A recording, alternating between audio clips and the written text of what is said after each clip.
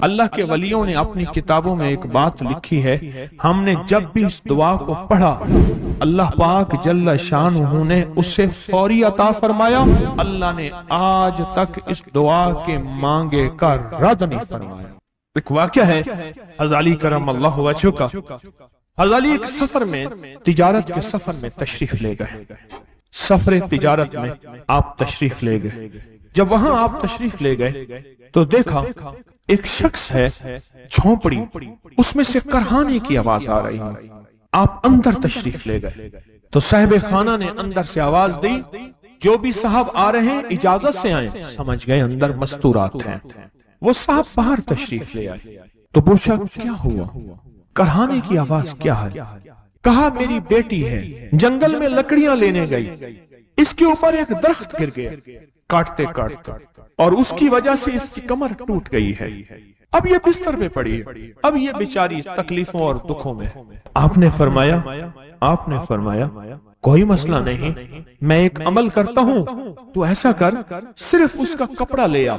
آپ نے اس کے کپڑے کو سامنے رکھا، اس کو کہا اس کو پکڑ، اور اس کی طرف یوں انگلی کی، اور یہ دعا جو اب ہم پڑھنے لگے ہیں، بس یہ دعا پڑھی، اور صرف چند بار ہی پڑھتی اندر آوازیں خاموش ہو گئیں، چپ ہو گئے۔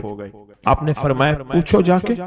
آپ وہ بندہ اندر گیا تو واپس آیا، کہا بیٹی کو نیند آ گئی ہے، آج کئی ہفتے ہو گئے ہیں سو نہیں سکی، در سے کرہا رہی تھی، اس کو نیند آ گئی ہے۔ آپ فرمانے لگے میں سفر میں جا رہا ہوں، جب واپس آؤں گا نا پھر پوچھوں گا، اگر کوئی تکلیف ہوئی تو پھر دم کروں گا، پھر دعا کروں گا، اور انشاءاللہ ٹھیک ہو جائے گی۔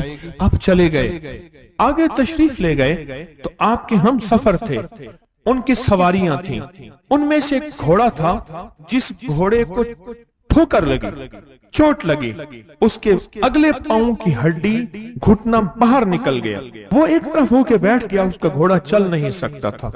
اس نے آ کے حضرت علی کرم اللہ درخواست کی کہ آقا اس کے لیے کچھ فرما دیں۔ فرمایا میں اس کے لیے دعا کرتا ہوں، یہ ٹھیک ہو جائے گا، اور آپ نے دعا پڑھنا شروع کر دی، اور فرمایا یہ اس کے ہاتھ پہ، اس کی ٹانگ پہ آپ نے ہاتھ پھیر دیا، جو معذور تھی ٹوٹی ہوئی نکلیا ہوا گھٹنا تھا، فرمایا ٹھیک ہو گیا۔ اور قافلے والوں نے دیکھا وہ گھوڑا سب سے آگے تھا، سب سے سبک رفتار تھا، اور سب سے لاجواب تھا۔ آگے ایک جگہ تشریف لے گئے تو قافلے کو پیاس لگی، پانی کی ضرورت تھی، کنواں دیکھا تو کنواں خشک تھا۔ آپ نے فرمایا کوئی بات نہیں، یہ دعا پڑھی اور دعا کو پڑھ کے اپنا لعاب کنویں میں ڈال دیا۔ فرمایا کنویں میں پانی کا ایک جوش اٹھا اور پانی اٹھا اور منڈیر سے باہر نکلا، لوگ پینے لگے تو آپ نے روک دیا، فرمایا مت پیو، کنویں کا جو کھڑا کالا پانی ہے وہ نکل جائے، اور پھر شفاف پانی جب نکلا فرمایا یہ پانی پیو، مشکیزیں بھرو، سواریوں کو پلاؤ۔ قافلہ چلتا رہا، آگے تشریف لے گئے، آگے دیکھا تو کھانا ختم ہو گیا، اتنا کھانا تھا کہ اب کھا لیں، آئندہ کیسے کھائیں گے؟ تو آپ نے فرمایا جو کھانا ہے لے آؤ۔ آپ نے کھانے کو رکھا، اوپر کپڑا ڈال دیا، اور یہ دعا پڑھنی شروع کر دی جو ابھی ہم بیٹھ کے پڑھیں گے، خوش قسمت ہیں۔ اور کپڑا ڈال کے فرمایا دعا فرمائی، یہ عمل فرمایا، یہ دعا پڑھی، اور اس کے بعد فرمایا دیکھو کھا لیا، اور فرمایا ہمارا 17 دن کا سفر تھا، اس 17 دن میں ہم نے کھایا، لوگوں کو کھلایا، جہاں لوگ آتے تھے ان کو بٹھاتے تھے، دسترخوان ہمارا تھا چند افراد کا، پھر سینکڑوں لوگوں نے کھایا۔ 17 دن کے سفر میں تھوڑی سی کمی بھی نہ ہوئی، جب گھر لوٹے تو وہی کا وہی ہمارا خزانہ، کھانا وہی سارا توشہ موجود تھا۔ آگے تشریف لے گئے تو ایک تجارت میں ایک دیکھا تو ایک بندہ ہے ٹھیکریوں پہ ٹھیکریاں مار رہا ہے، آپ اس کی طرف تشریف لے گئے، آپ نے اس کو جا کے دیکھا، لگتا ہے کہ تو پرانا جواری ہے۔ اس نے کہا جوا کھیلتا تھا، سب کچھ ہار بیٹھا ہوں، ہر چیز زندگی ختم ہو گئی ہے، آپ نے فرمایا اچھا ایسا کر توبہ کی نیت کر لے، اللہ سے توبہ کر لے، اور پھر میں تیرے لیے دعا بھی کرتا ہوں، عمل بھی کرتا ہوں، تو ایسا کر پتھر پہ پتھر مار، تیرا ہر پتھر سونے کا بنتا جائے گا۔ آپ بیٹھ گئے، اس نے ویسے ہی پتھر پہ پتھر مارا، اور جیسے بیچارہ بے بسی کی حالت میں پہلے مار رہا تھا، آپ نے دعا کرنی شروع کر دی، یہ دعا پڑھنی شروع کر دی، اور دعا پڑھتے پڑھتے دیکھا تو لوگوں نے پتھروں کی شکلیں بدلنا شروع ہو گئیں، اور جو پتھر بھی اس کے ہاتھ میں آیا تھا وہ سارے پتھر سونے کے بن گئے۔ آپ نے سارا سونا اس کو دیا، چل پڑے۔ سفر میں آگے جاتے جاتے دیکھا کہ ایک شخص ہے، اس کے ساتھ ایک بچہ ہے، ایک بوڑھی عورت ہے، ایک بوڑھا گدھا ہے، اور وہ سارے پیدل چل رہے ہیں، گدھے کو سواری کو ساتھ لیے ہوئے۔ تو آپ نے پوچھا کیا ہوا؟ انہوں نے کہا ایک سانپ ہے جو اس گدھے کے پہ مسلط ہے، وہ سامنے بیٹھا ہے، وہ نیچے نہیں اتر رہا، ہم نے مارنے کی کوشش کی ہے، اس کی پھنکار سے عصا جل جاتا ہے، اور جلا ہوا عصا دکھایا، ڈنڈا جلا ہوا دکھایا کہ ایک پھنکار سے ڈنڈا جل جاتا ہے، وہ مسلط ہے گدھے پہ، ہم پیدل چل رہے ہیں، منزل پہ ہے، سانپ مسلط ہے، اس کا کوئی حل نہیں۔ آپ نے فرمایا اس گدھے کو اس جھاڑی سے، اس درخت سے باندھ دو، اور باندھ کے آپ قبلہ رخ ہوئے اور یہ دعا پڑھنی شروع کر دی، اور فرمایا پھر دوسرے رخ ہوئے اور یہ دعا پڑھنی شروع کر دی، اور تیسرے رخ ہوئے، اور دعا پڑھنے کے بعد آپ نے اس سانپ پہ پھونک مارا، سانپ چونٹی بن کے چھلانگ لگائی اور غائب ہو گیا۔ تو انہوں نے پوچھا آقا یہ کیا تھا؟ فرمایا یہ تمہارے اوپر ایک دشمن جن مسلط تھا جو کہ تمہاری جانوں اور عزتوں کا لٹیرا تھا۔ آخرکار آپ کے غلام نے آپ سے پوچھا آقا اگر آپ یہ دعا ہمیں سکھا دیں، چشمہ فیض سے گر ایک اشارہ ہو جائے، چشمہ فیض سے گر ایک اشارہ ہو جائے، لطف ہو آپ کا اور کام ہمارا ہو جائے۔ آئیں بسم اللہ کر کے اس دعا کو پہلے سنتے ہیں۔ یا وہاب حبلی من نعمت الدنیا والآخرہ انک انت الوہاب۔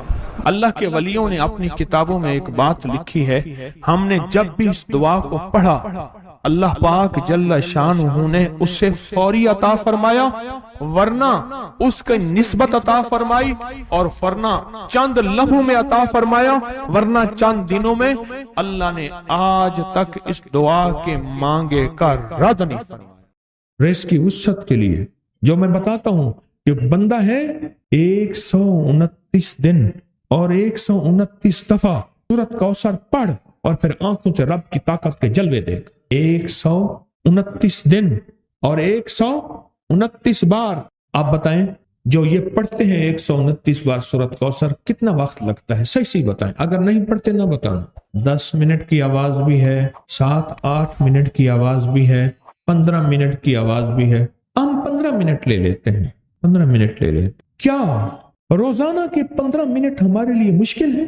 129 بار سورۃ کوثر، اور اگر جگہ اور وقت ایک ہو تو پھر اس کی طاقت اور تاثیر حیرت انگیز طور پہ دگنی ہو جاتی ہے۔ زمان اور مکان، وہی وقت وہی جگہ، مجبوراً اگر نہیں ہے تو کوئی حرج نہیں، پر یقین، دل کی گہرائیوں، اندر کا درد اور پورے خشوع خضوع، دھیان، طلب، تڑپ اور جذبے کے ساتھ پڑھ 129 بار۔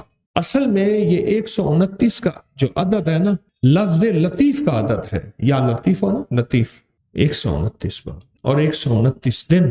پھر قدرت کے خزانے اور رب کی رحمت کے خزانے، اس کی عطا اور شفقت کے خزانے، اس کی مہربانی کے خزانے۔ ایک اور چیز بتاؤں، دیدار مصطفیٰ کے لیے، کملی والے کے دیدار کے لیے سورۃ کوثر بہت باکمال ہے۔ اب اس کے فائدے سنتے جائیں، 129 دفعہ کے فائدے ذرا سنتے جائیں، کیونکہ میرے آقا کی تسلیوں کے لیے، دلجوئیوں کے لیے یہ آیت، یہ سورت اتری تھی۔ قرآن کی سب سے چھوٹی سورت ہے۔ دلجوئیوں کے لیے تانے دے دے کے ظالموں نے میرے آقا کے سینے کو چھلنی کیا، اور اللہ پاک جل شانہ نے فرمایا میرے حبیب کیوں غمزدہ ہیں، ہم نے آپ کو کوثر دے دی۔ اور میرے حبیب یہ جو تانے دینے والے ہیں، آپ پہ جادو کرنے والے ہیں، آپ پہ نظر بد کے حملے کرنے والے ہیں، اور آپ کے ساتھ حسد کرنے والے ہیں، یہ ان نشان آقا ابتر، یہ تو ایسے ابتر ہوں گے، ان کی زندگی ابتر ہوگی، ابتر سے ابتر اور ابتر ہوگی، کہ بس زمانہ دیکھے گا وہ شماتت الاعداء، اور ان کے دشمن ان پہ ہنسیں گے، ایسے ابتر ہوں گے۔ 129 بار سورۃ کوثر دیدار مصطفیٰ کے لیے، 129 بار سورۃ کوثر جادو کے آخری توڑ کے لیے، 129 بار سورۃ کوثر جادو کو خود پلٹانے کے لیے، پلٹ جاتا ہے۔ 129 بار سورۃ کوثر آفات اور بلیات کو دور کرنے کے لیے، 129 بار سورۃ کوثر انزائٹی، ٹینشن، ڈپریشن اور اسٹریس کے لیے، اور 129 بار سورۃ کوثر پرسکون نیند کے لیے، 129 بار سورۃ کوثر پرسکون زندگی کے لیے، اور 129 بار سورۃ کوثر پھر دنیا حسنہ کے لیے۔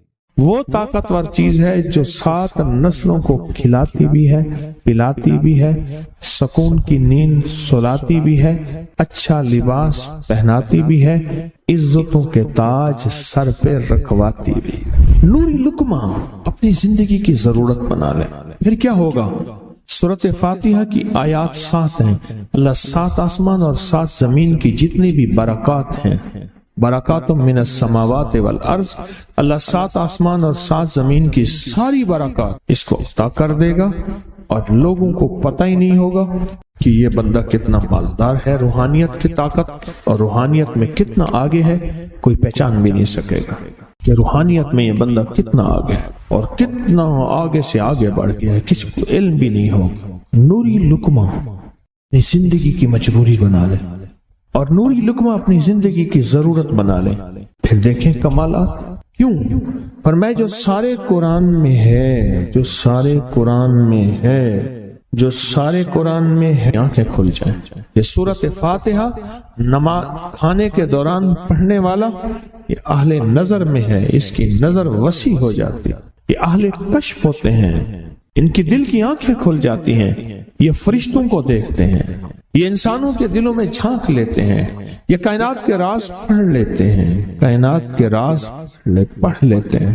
کہ اللہ پاک ان کے سامنے جنات آنکھوں سے دکھاتا ہے، حتیٰ کہ یہاں تک کہ اللہ قبر کے راز بھی ان کے اوپر کھول دیتے ہیں۔ نوری لقمے کا اثر یہ ہے، دل کی آنکھیں کھل جاتی ہیں، دل کی آنکھیں کھل جاتی ہیں، دل کی آنکھیں کھل جاتی ہیں۔ یہ نور لقمے کی تاثیر ہے۔ چہرے کی آنکھیں تو سب کے پاس ہیں، دل کی آنکھیں سب کے پاس نہیں، دل کی آنکھیں سب کے پاس نہیں، چہرے کی آنکھیں سب کے پاس ہیں، دل کی آنکھیں سب کے پاس نہیں۔ نوری لقمے کی یہ تاثیر ہے کہ دل کی آنکھیں کھل جاتی ہیں، اور دل کی دنیا آباد، اور دل کی دنیا شاد، اور دل کا وہ بندہ بامراد بن جاتا ہے جو نوری لقمے اپنی زندگی میں شامل کرتا ہے۔ اور نوری لقمے سورۃ فاتحہ، اور کتنی بار؟ اچھا، یہ سورۃ فاتحہ بیماریوں کا علاج۔ صحابہ کرام فرماتے ہم جا رہے تھے، کوئی ایک سردار تھا، اس کو بچھو نے کاٹ لیا اور اس کو چیخ رہا تھا بیچارہ، فرمایا سانپ کا کاٹا سوئے، بچھو کا کاٹا روئے۔ میرے پاس ایک سانپ کا کاٹا آیا تھا، غنودگی میں تھا، وہ بہت غنودگی میں سے سوتا تھا، اور میں نے کہا اس کو سونے نہ دے، خیال نہ کیا انہوں نے، ادھر سے ہٹا تو بندہ ختم ہو گیا، سانپ کا کاٹا تھا۔ ہمارے ایک والد صاحب رحمۃ اللہ علیہ کے تھے، ملک عبد الرحمن ڈوڈی، وہ لائے تھے، تو کہنے لگے اس بچھو کے کاٹے کا علاج، صحابہ کرام نے 7 بار سورۃ فاتحہ پڑھ کے اس پہ دم کر اور وہ ٹھیک ہو گیا۔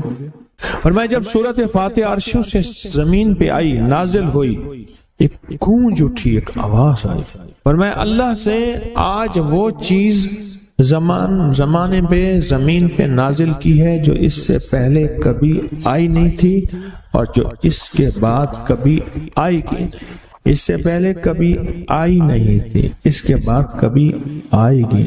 اور جب سورۃ فاتحہ نازل ہوئی، شیطان رویا، پیٹا، اپنا سر پہ راکھ ڈالی اور اتنا شور کیا کہ کاش کہ یہ سورۃ فاتحہ آئی ہے، اور اگر آئی ہے تو واپس چلی جائے، اگر واپس نہیں گئی تو کسی کی زبان پہ نہ جائے، یعنی کوئی اس کو پڑھ نہ سکے، اگر پڑھے تو اس کا یقین نہ ملے۔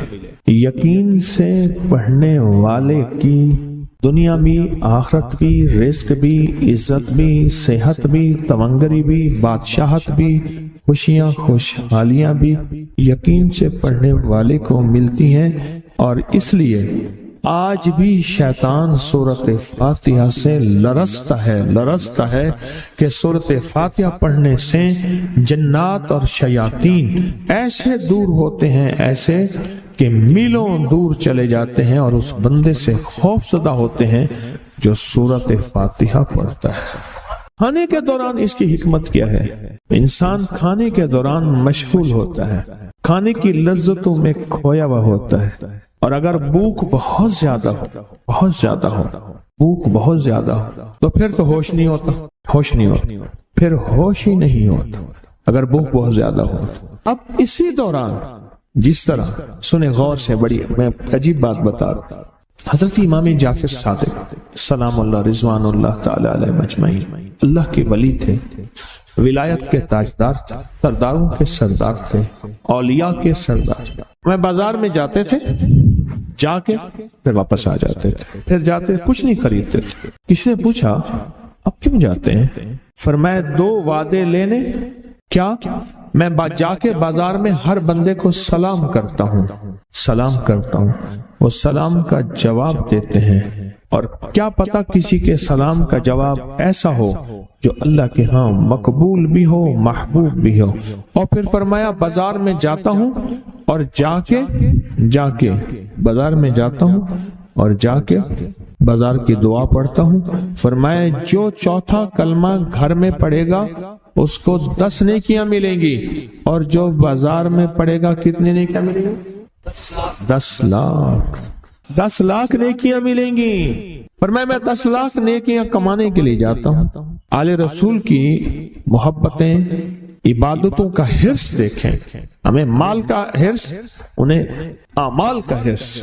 وہی دعا، وہی چوتھا کلمہ گھر میں پڑھیں، 10 نیکی ہیں، بازار میں پڑھیں کیونکہ وہ ہر بندہ مشغول ہے، دنیا میں، مال میں، چیزوں میں، بھاؤ تاؤ میں لگا ہوا ہے، وہی بازار میں پڑھیں تو 10 لاکھ نیکیاں۔ اسی طرح کھانے کے دوران جب لذت ہے، کھانے کے دوران ذائقہ ہے، اور کھانے کے دوران لذت اور ذائقے میں اگر کوئی بندہ سورۃ فاتحہ پڑھ لے تو اللہ کہتا ہے تو ان لذتوں میں مجھے نہ بھولا، ان کھانے کی چیزوں میں مجھے نہ بھولا، ان ساری کیفیتوں میں مجھے نہ بھولا۔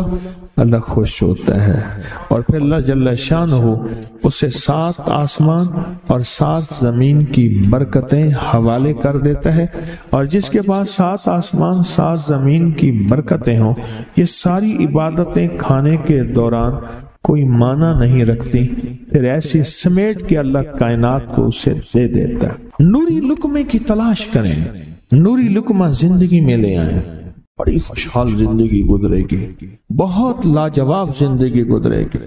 7 دفعہ سورۃ فاتحہ سے قرضے اتر جاتے ہیں، 7 دفعہ سورۃ فاتحہ سے بیٹے مل جاتے ہیں، 7 دفعہ سورۃ فاتحہ سے نعمتیں، اور 7 دفعہ سورۃ فاتحہ وہ طاقتور چیز ہے جو 7 نسلوں کو کھلاتی بھی ہے، پلاتی بھی ہے، سکون کی نیند سلاتی بھی ہے، اچھا لباس پہناتی بھی ہے، عزتوں کے تاج سر پہ رکھواتی بھی۔ کہیں انشاءاللہ۔ اب سوچیں کون سا مشکل عمل، بہت زبردست عمل ہے، 1 منٹ کا کام ہے اور کام بن جاتا ہے۔ اور میں نے اس کی اجازت جتنی مشکل سے لی تھی نا، اس عمل کی بہت مشکل سے اجازت، اور جس دن لی تھی اسی دن فیصلہ کیا تھا انشاءاللہ اسے چھپاؤں گا نہیں، انسانیت مخلوق کو بتاؤں گا۔ اور یہ 7 دفعہ سورۃ فاتحہ جو دل کا مریض ہو مجھ جیسا اس کا بھی علاج ہے، جسمانی ہو یا روحانی۔ میں نے پچھلی دفعہ کہا نا کہ میں دل کا سخت مریض ہوں اور آج بھی ہوں، دعا کرو موت تک نہ رہوں، اور میں دل کا سخت روحانی مریض ہوں، جسمانی نہیں ہوں۔ میری پچھلی دفعہ کی وجہ سے پوری دنیا میں کوہرام مچا ہوا ہے کہ بابا گیا، جانا تو ہے، جانا تو لازم ہے۔ پچھلی دفعہ میں نے وہ کہہ دیا کہ میں دل کا سخت مریض ہوں، میرے لیے دعا کرو، وہ یہ مریض ہوں، روحانی مریض ہوں، روحانی مریض ہوں۔ تو یہ بیماری جو دل کی بیماری ہے نا، اس کا بھی علاج ہے، روحانی ہے یا جسمانی؟ جیسے میں دل کی روحانی بیماریوں کے بارے میں نے آپ کو کہا، میں سخت مریض ہوں دل کا، اللہ کرے اس کا مرض کا علاج ہو جائے، تو کھانا کھاتے ہوئے میرے دل کے لیے بھی آپ دعا کریں گے کہ اللہ بھی میرے دل کو ٹھیک کر دے، اللہ بھی ٹھیک کر دے۔ آپ مجھے بزرگ سمجھتے رہے ہیں اور اندر سے کام کھوکھلا ہو، یہ دل کی روحانی بیماریوں کا بھی علاج ہے، اور یہ جسم کی اور دل کی جسمانی بیماریوں کا بھی علاج ہے، یہ صحت مندی کا راز ہے۔ سورۃ فاتحہ ہے بابا، سورۃ فاتحہ، سورۃ فاتحہ۔ جو بندہ سورۃ فاتحہ پڑھتا ہے ایک بار، اللہ جل شانہ ان 7 آیات کی تاثیر اور طاقت اسے عطا فرماتے ہیں، اور 7 سمندروں میں جو غذا، رزق، طاقت اور قوت اللہ نے رکھی ہے اس کا حصہ اس بندے کو دیتے ہیں جو صرف ایک بار سورۃ فاتحہ پڑھتا ہے۔ یہ جو وظیفے ہیں کسی درویش کی، یا کوئی درویش نے جس کو اجازت ہے اس کی اجازت صحیح ہو، ہر بندہ اجازت دینا نہ شروع کر دے، اجازت کے پیچھے نسبتیں چاہیے، ان نسبتوں کی طاقت چاہیے۔ وہ جو اجازت ملتی ہے اس اجازت کے اندر جو تاثیر ہوتی ہے، اس میں جو کمال ہوتا ہے، اس میں جو اندر کی کیفیتیں ہوتی ہیں، اس اجازت سے نسلوں میں تونگری، دولت، رزق، عزت، صحت ایسے بارش کی طرح برستی ہے۔ میرے جو مرشد تھے حضرت خواجہ سید محمد عبداللہ حجویری رحمت اللہ علیہ، میرے مرشد جو تھے وہ حضرت داتا صاحب کی سچی آل میں سے تھے۔ مجھے جاتے جاتے انہوں نے اجازت دی 1991 ستمبر میں، اور مدینہ منورہ فرمایا میں جا رہا ہوں، بس اب بقی میں، اور بقی کے اندر جا کے سو گئے۔ اب بھی میں مرشد کے ہاں جاتا ہوں تو جنت البقیع کے قبرستان میں ان کی نسبتیں دیکھیں کتنی اونچی ہیں۔ پھر وہ نہیں، 26 بڑی ہستیوں نے مجھے خلافت اجازتیں دیں، 26 سے بلکہ زیادہ اجازتیں اور خلافتیں دیں، اور ان کی توجہات ہیں، ان کی پیچھے دعائیں ہیں، اور پیچھے کامل کے ہاتھ ہیں۔ یہ روحانیت کی نسبتیں ہوتی ہیں، روحانیت کی نسبتیں ہوتی ہیں۔ ان نسبتوں کے ساتھ جیسے آپ تسبیح خانے میں ماشاءاللہ پوری دنیا میں لوگ یہاں آئے ہوئے ہیں، اور بڑے بڑے ہستیاں یہاں آئی ہوئی ہیں جو مٹی ہو کے چٹائیوں پہ پڑے ہیں، خواتین میں بھی مردوں میں بھی، بڑے بڑے عہدوں والے، عزتوں والے، بڑے بڑے مقام والے یہاں اپنے مرشد خانے میں بے حیثیت ہو کے پڑے ہیں۔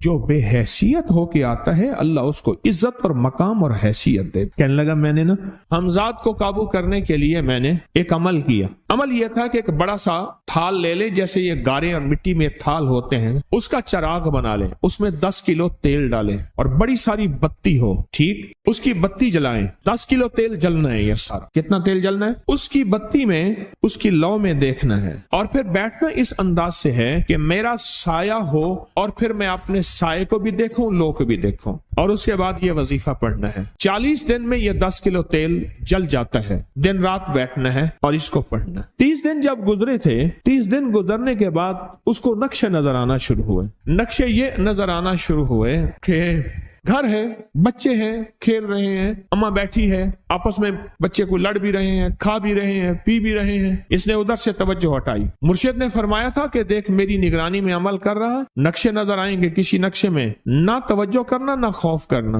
خوف بھی آئے گا، چیزیں بھی آئیں گے، نہ کرنا، بس نہ کرنا۔ دوسرے دن اوپے سے نظر آیا، پھر بچے ہیں کسی باغ میں کھیل رہے ہیں، ایک بچہ پھر گم ہو جاتا ہے، ماں روتی ہے، اتنا روتی ہے اس کو رونا آ جاتا ہے۔ پھر خیال آیا مرشد نے فرمایا تھا کسی توجہ نہ کر، یہ کیا نقشہ شروع ہو گیا۔ اچھا پھر 2 دن کے بعد نقشہ آیا، بچے کھیلتے کھیلتے کھجور پہ چڑھ گئے، ایک بچہ جو اوپر سے گرا اس کے بازو ٹوٹ گئی، لات ٹوٹ گئی، اب پتہ چلا وہ تو مر گیا۔ اب اس کی میت پہ جو اماں نے بین ڈالے، جو ابے نے روئے اور گھر کی مائیاں روئیں، اصل اس کو وظیفے سے ہٹانا تھا، اور اس کی نظر جو وہ وہاں سے نظر سے ہٹانا تھا۔ پھر اس کو مرشد کا خیال آیا کہ توجہ نہیں ہٹانی، دھیان نہیں ہٹانا۔ پھر خیال آیا جب مرشد کامل ہو فائدہ کبھی نہیں ہوگا جب تک یقین کامل نہ، اصل توجہ ہٹانی ہے۔ اور بہت زیادہ رونا اور اتنا رونا کہ سرکار کا خیال آیا، بچے کو لے جا رہے ہیں، اس کی میت پھر قبر کھود رہے ہیں، پھر اس کا یہ کر رہے ہیں، رونا اتنا کہ اس کے آنسوں،